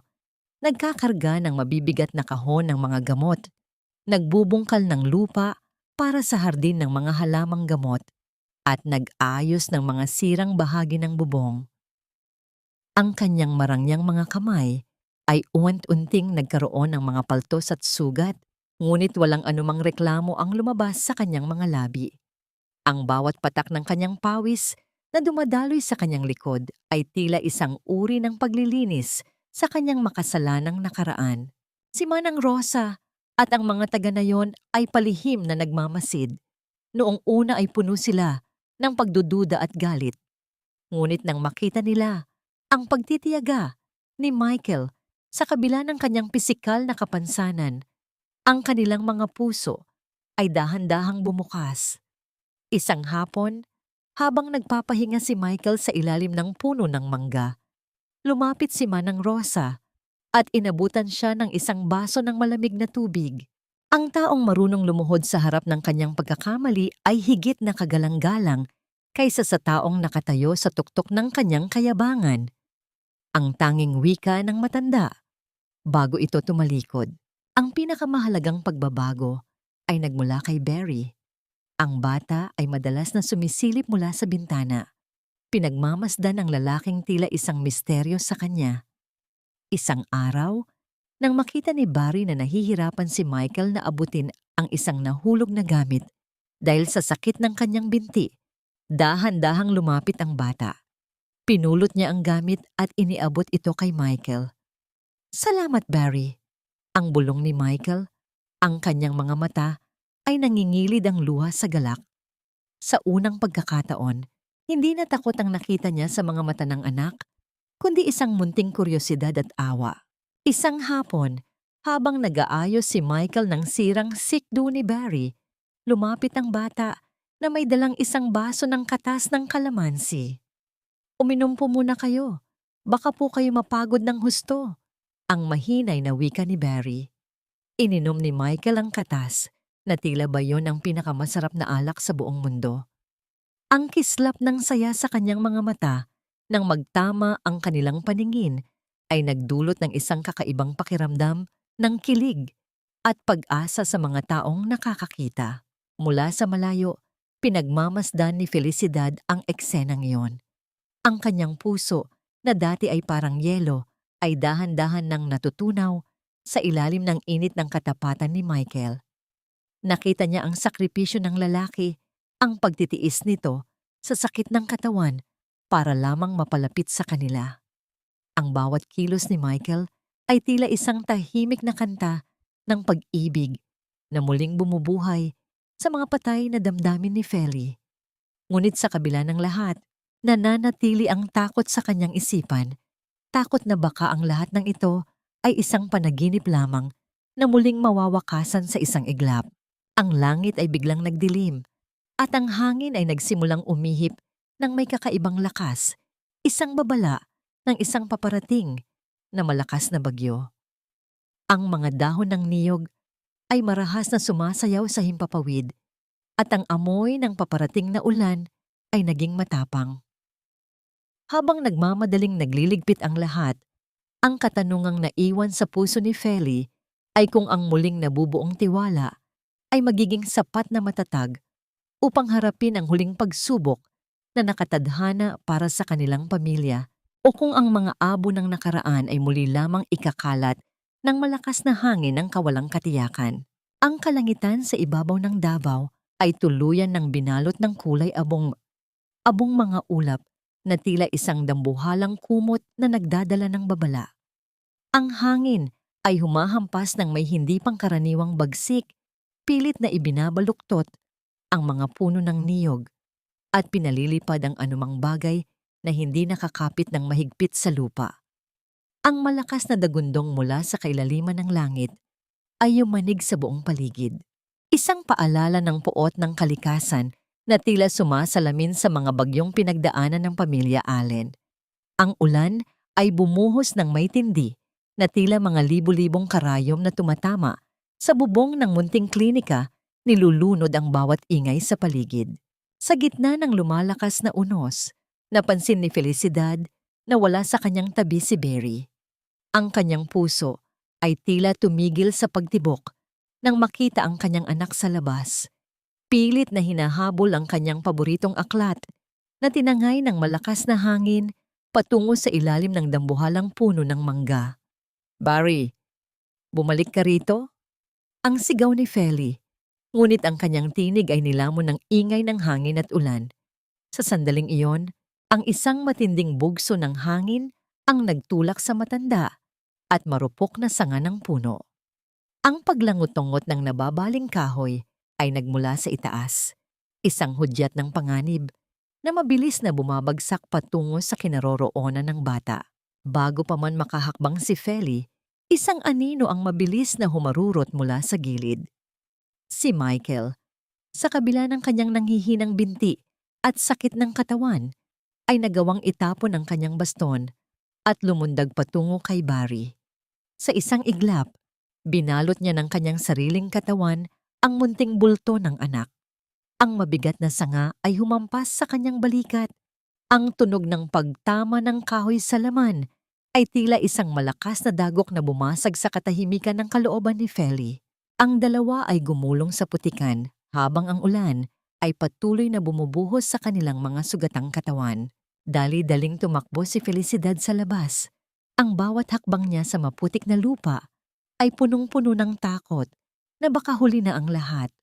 Nang marating niya ang dalawa, nakita niya si Michael na dahan-dahang bumabangon habang maingat na inilalabas si Barry mula sa ilalim ng kanyang proteksyon. Ligtas ang bata, walang kahit isang gasgas, ngunit si Michael ay halatang iniinda ang matinding sakit sa kanyang balikat at braso. "Michael! Diyos ko, Michael!" Ang hysterical na wika ni Feli habang tinutulungan ng lalaki na tumayo. Ang kanyang mga kamay ay nanginginig ng hawakan ng mukha ni Michael na nababalutan ng uling, putik at ulan. Sa sandaling iyon, ang lahat ng galit, ang lahat ng pader ng onsen at pait na itinayo ni Feli sa loob ng 6 na taon ay tuluyan ng gumuho. Ang nakikita lamang niya ay ang lalaking itinaya ang sariling buhay para sa kanilang anak. Inakay ni Feli si Michael papasok sa klinika habang si Barry ay nakakapit ng mahigpit sa laylayan ng damit ng kanyang ama. Sa loob ng maliit at payapang silid, habang ang bagyo ay nagngangalit sa labas, dahan-dahang hinubad ni Feli ang basang damit ni Michael upang gamutin ang kanyang mga sugat. Ang bawat dampi ng bulak na may alcohol sa balat ni Michael ay tila isang paraan ng paglilinis sa kanilang mga nakaraan. Ang katahimikan sa loob ng silid ay punong-puno ng mga damdaming hindi na kailangang bigkasin. "I'm sorry, Feli, for everything. I'm so sorry." Ang mahinang bulong ni Michael, ang kanyang tinig ay garalgal habang nakatingin sa mga mata ng asawa. "I didn't do this to be a hero. I did this because you and Barry are the only things that matter to me. If I lose you both, I have nothing." Ang mga luhang kanina pa pinipigilan ni Felicidad ay tuluyan ng bumuhos, dumadaloy sa kanyang mga pisngi at pumapatak sa mga kamay ni Michael. "Huwag mo nang uulitin iyon, Michael. Huwag mo kaming iiwan ulit." Ang hikbi ni Feli. Ang munting kamay ni Barry ay dahan-dahang humawak sa kamay ni Michael. Ang kanyang mga mata ay puno ng paghanga at pagmamahal. "Papa, salamat po." Ang mahinang wika ni Barry. Ang salitang papa ay tila isang himala na nagpabago sa buong pagkatao ni Michael. Niyakap niya ang kanyang anak ng mahigpit habang ang kanyang kabilang kamay ay dahan-dahang kinuha ang kamay ni Felicidad. Sa gitna ng klinika, habang ang ulan ay dahan-dahang humuhupa sa labas, ang tatlo ay nanatiling magkayakap. Ang init na nagmumula sa kanilang mga katawan ay tila isang baluti laban sa anumang unos na darating. Dahan-dahang iniharap ni Michael ang mukha ni Feli at marahan niyang hinalikan ang noo nito. Isang banal na pangako ng katapatan at bagong simula. Ang kilig na nararamdaman nila ay hindi na tulad ng sa mga kabataan, kundi isang mas malalim, mas matatag, at mas tapat na damdaming nagmula sa gitna ng pagkawasak. Ang munting liwanag ng lampara sa loob ng klinika ay nagbibigay ng isang mainit na sinag sa kanilang mga mukha, isang simbolo na ang kadiliman ng 6 na taon ay tuluyan ng natapos. Ang tanong na lamang na naiwan sa kanilang mga puso ay hindi na kung makakabangon ba sila, kundi kung gaano kalalim ang pag-ibig na kanilang itatanim sa lupang muling pinataba ng kapatawaran. Ang dahan-dahang paglubog ng araw sa pampang ng Davao ay nagpipinta ng kulay ginto at rosas sa malawak na kalangitan. Isang tanawing nagbibigay ng kakaibang katahimikan sa puso ni Felicidad. Isang taon na ang lumipas mula ng gabing iyon ng malakas na bagyo. Ang gabing hindi lamang sumira sa munting klinika, kundi muling bumuo sa nagkakawatak-watak na bahagi ng kanilang pamilya. Sa kinalalagyan ng dating nasunog na istruktura, nakatayo na ngayon ang isang mas malaki at mas matatag na gusali, ang Feli Allen Medical Foundation. Hindi ito isang simbolo ng karangyaan, kundi isang bantayog ng pag-asa para sa mga nangangailangan, isang lugar kung saan ang bawat pasyente ay tinatrato ng may dangal, anuman ang antas ng kanilang buhay. Sa loob ng foundation, makikita si Michael na abala sa pag-aayos ng mga dokumento sa kanyang lamesa. Wala na ang kanyang mamahaling baston, bagaman may bahagyang pilay pa rin ang kanyang paglakad. Ang bawat hakbang niya ay puno na ng tiwala sa sarili. Ang dating malamig at mapagmataas na bilyonaryo ay naging isang lalaking ang tanging hangad ay ang magsilbi. Sa kabilang dako naman, si Feli ay abala sa pagbibigay ng bakuna sa isang sanggol. Ang kanyang bawat galaw ay nananatiling banayad at puno ng kalinga. Ang kanilang mga mata ay nagtatagpo paminsan-minsan sa gitna ng abalang silid. At ang bawat titig na yon ay nagdadala ng isang uri ng kilig na mas matamis pa sa anumang salita. Isang pag-ibig na dumaan sa apoy at lumabas na mas dalisay kaysa sa ginto. "Papa, look at my drawing. It's our new house with the big garden." Ang masayang tawag ni Barry habang tumatakbo patungo kay Michael. Binuhat ni Michael ang kanyang anak, ang kanyang mga braso na dati ay tanging panulat lamang, ang hawak ay sanay na ngayon sa pagyakap at pagpasan sa bata.